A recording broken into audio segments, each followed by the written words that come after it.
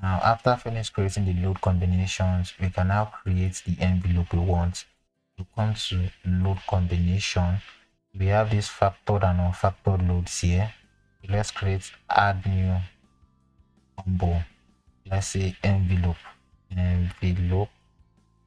Let's give it a name we want. Envelope factored. Combination type, we are going to choose envelope. If we choose linear add, it's going to just be adding the buses we have.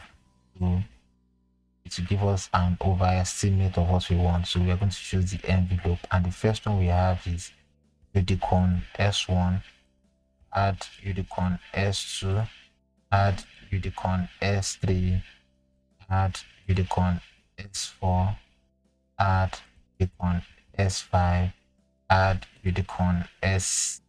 We are going to add it down to the end. So we need to know S7, add unicorn S8, add unicorn S9.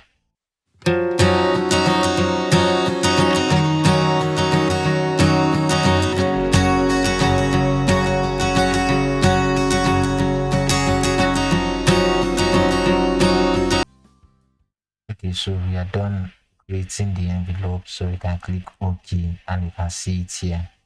In the next video, we are going to be checking for any warning and any error. Thank you very much.